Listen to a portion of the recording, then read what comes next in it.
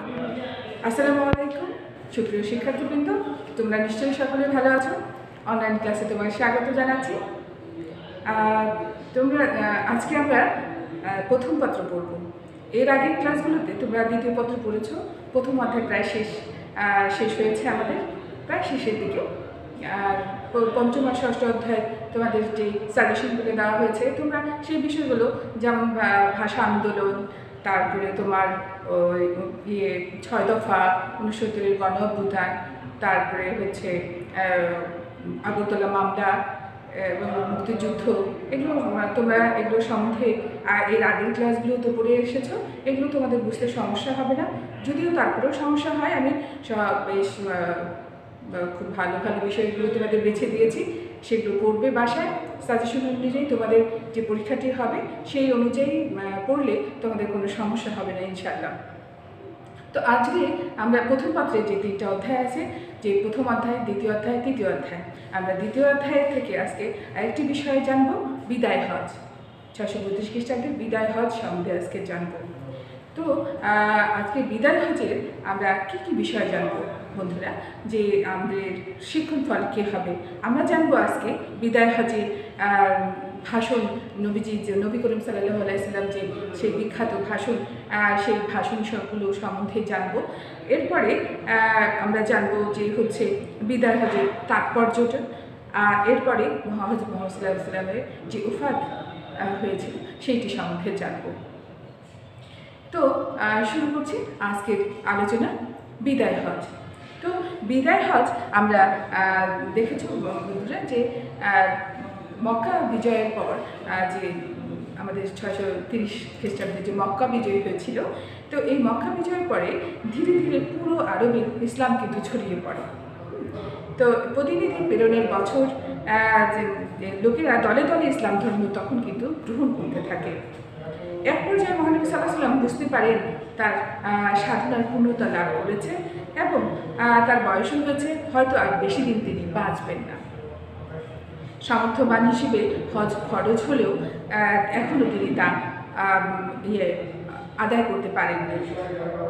এই অবস্থায় রাসূল পাক সাল্লাল্লাহু আলাইহি ওয়াসাল্লাম হজ পালনের সিদ্ধান্ত গ্রহণ করলেন এবং এই জন্য তিনি 10ম হিজরিতে 25 জিলকদ প্রায় 632 খ্রিস্টাব্দে প্রায় 1,14,000 মুসলমান সহ মদিনা থেকে মক্কার উদ্দেশ্যে রওনা হন এবং এই ধর্মপ্রাণ মুসলমান হজ পালনের উদ্দেশ্যে মক্কায় সমবেত হন। এটি ছিল মহানবী সাল্লাল্লাহু আলাইহি ওয়াসাল্লামের প্রথম ও সর্বশেষ হজ পালন। এটি ছিল নবীজির কি প্রথম এবং সর্বশেষ হজ পালন। এর জন্য হজকে হুজ্জাতুল বিদা বা বিদায় হজ করা হয়। বিদায় হজের ভাষণ, আমরা এর ইতিপূর্বে ক্লাসগুলো ধর্ম বইয়ে কিছু কিছু বিষয় সেখানে সংক্ষিপ্ত আকারে আলোচনা আছে, আমরা সেই বিষয়গুলো জানি। আর আজকে আরও নতুন করে দেখি আমরা কি জানতে পারি এখান থেকে।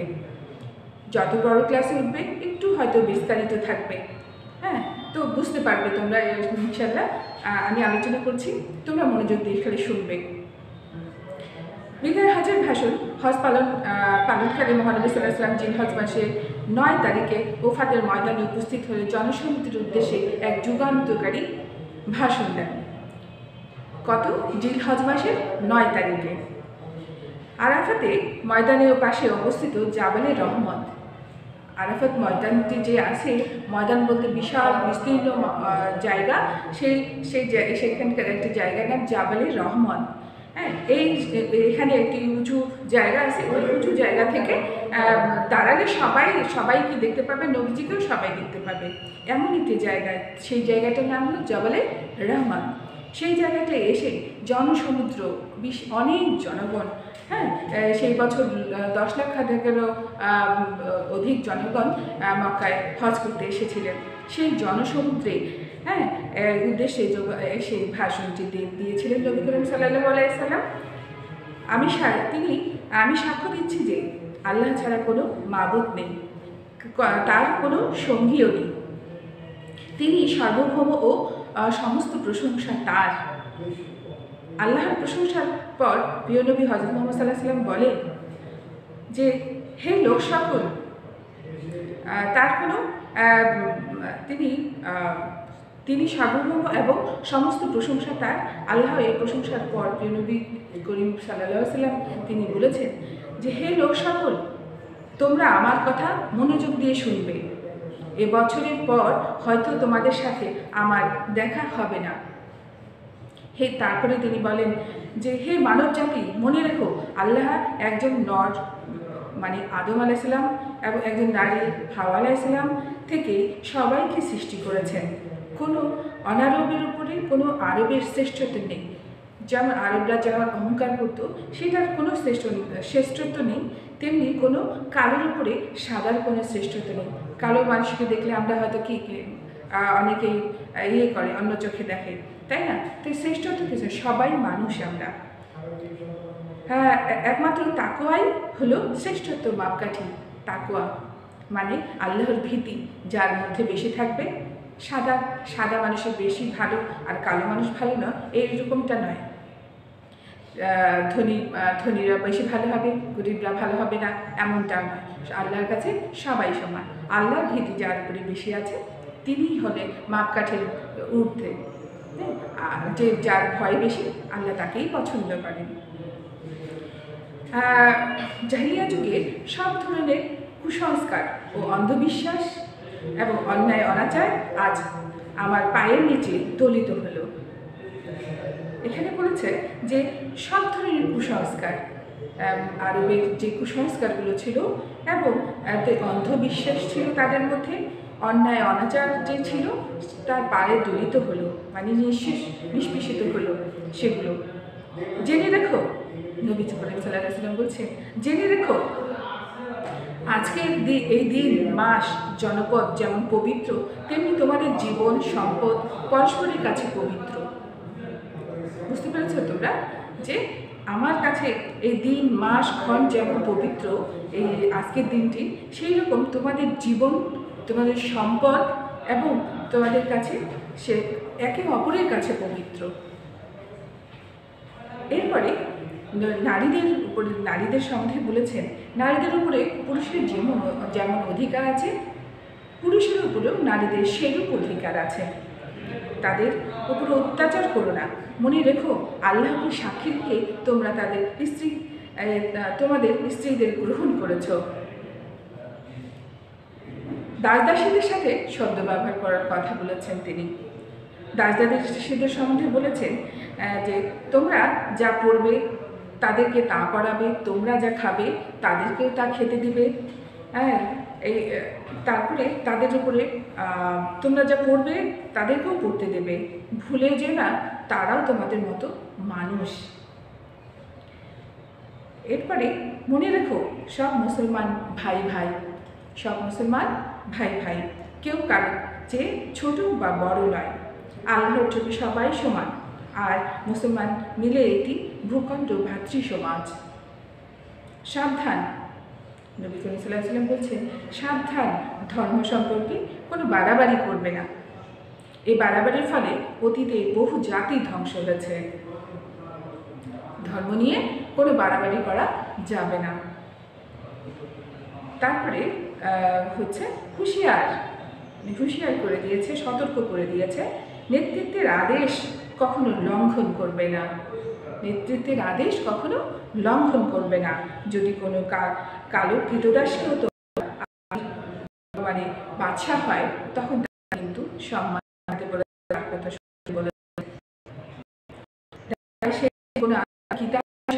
পরিচালনা করে, তবে আদেশ মেনে অনুযায়ী যে আদেশ দেবে, আল্লাহর রাসূলের কিতাব অনুযায়ী যে আদেশ দিবে, সেই অনুযায়ী তাকে আমাদের অবনত করতে বলছে মাথা। এরপরে বলেছেন যে স্মরণ রেখো তোমাদের সবাইকে আল্লাহর দরবারে হাজির হয়ে নিজ নিজ কৃতকর্মের জবাবদিহি করতে হবে। প্রতিটি মানুষের প্রতিটি কাজের জন্য তাকে জবাবদিহি করতে হবে আল্লাহর কাছে। একজনের অপরাধের জন্য অন্যজনকে দোষারোপ করা যাবে না। পিতার অপরাধের জন্য পুত্রকে কিংবা পুত্রের অপরাধের জন্য পিতাকে দোষারোপ করা যাবে না।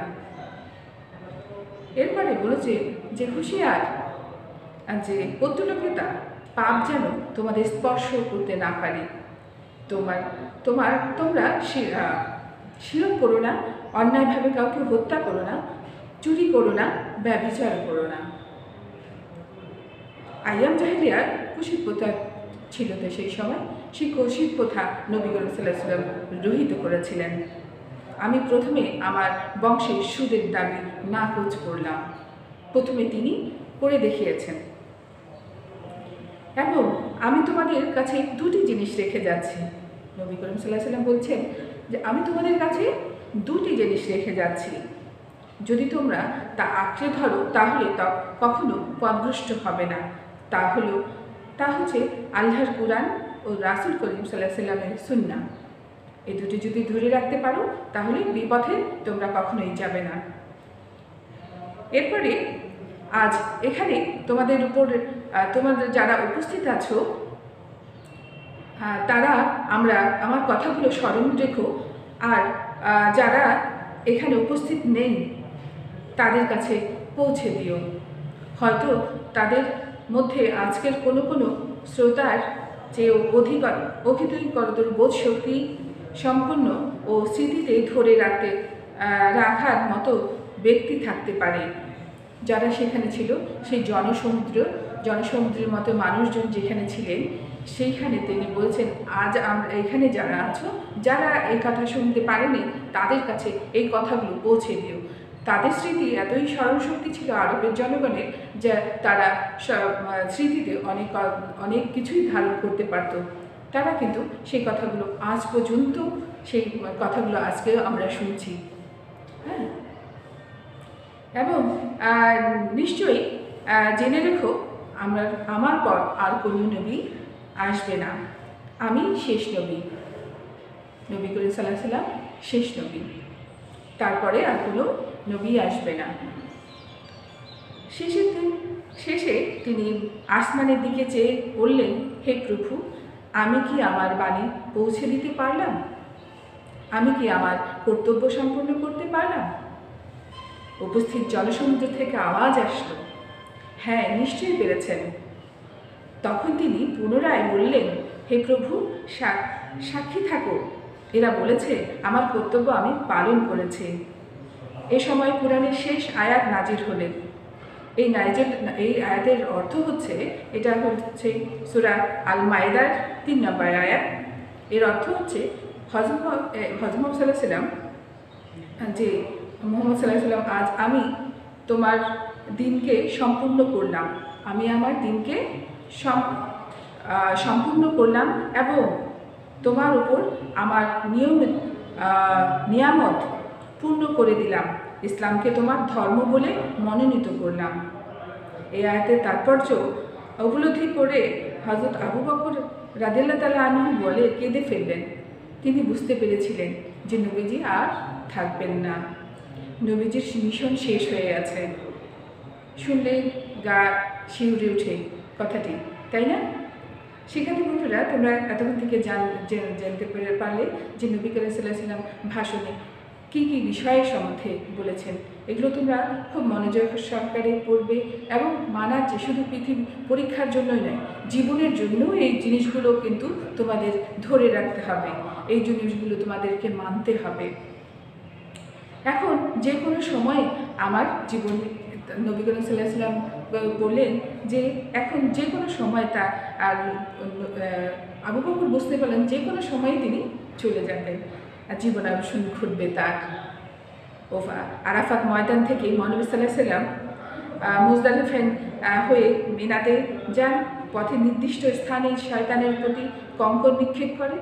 মিনাতে তিনি কুরবানি সম্পন্ন করে পবিত্র মাথা মুন্ডন করেন। এরপরে তিনি ইহরাম খুলে হজের সব আনুষ্ঠানিকতা সম্পন্ন করেন। এই যে বিদায় হজ আমরা জানলাম, তাৎপর্য সম্বন্ধে একটু জানি। মহানবী সাল্লাল্লাহু আলাইহি ওয়াসাল্লামের জীবনের শেষ হজ বিশ্ব মানবতার উদ্দেশ্যে একটি ঐতিহাসিক ভাষণ দান করে যান, যা বিশ্বের মানবাধিকার ক্ষেত্রে একটি মহান মাইলফলক। বিদায় হজের ভাষণের মাধ্যমে ইসলাম ধর্ম পূর্ণতা প্রাপ্ত হয়। সৈয়দ আমির আলী বলেন তাই বললেন তিনি জাবালুল আরাফাতে দাঁড়িয়ে সমবেত জনগণের যে উপদেশ দিয়েছিলেন তা এখনো প্রত্যেক মুসলমানদের হৃদয়ে সমুজ্জ্বল রয়েছে। এরপরে হজ মোহাম্মদ ওফাত 625 খ্রিস্টাব্দে মক্কায় হজ সমাপন শেষে মদিনায় ফেরার পর থেকে রাসূল করিম সাল্লাল্লাহু আলাইহি ওয়াসাল্লাম যে শরীরে ক্রমশই দুর্বল হয়ে পড়তে থাকে। দীর্ঘদিন রোগভোগের পর রাসূল করিম সাল্লাল্লাহু আলাইহি ওয়াসাল্লাম একাদশ হিজরি 12ই রবিউল আউয়াল, আমরা কি 12ই রবিউল আউয়াল তার জন্মদিন দিনে আমরা দোয়া মাগফিরাত করি, তাই না? সেই 12ই রবিউল আউয়াল 632 খ্রিস্টাব্দ 632 খ্রিস্টাব্দে 12ই রবিউল আউয়াল আরবি মাসের এবং 8ই জুন, 8ই জুন তিনি সোমবার বিকেলে 63 বছর বয়সে পৃথিবী ছেড়ে যান। তো আজ শিক্ষার্থী বন্ধুরা, তোমাদের আশা করি আজকের পরে তোমরা এটি আরও ভালো করে মনে রাখতে পারবে এবং ভালো মতো এটি আয়ত্ত হবে। তোমরা বাসায় একটু পড়লেই তোমাদের এগুলো মনোযোগ দিয়ে পড়লে তোমাদের আর কোনো সমস্যা হবে না।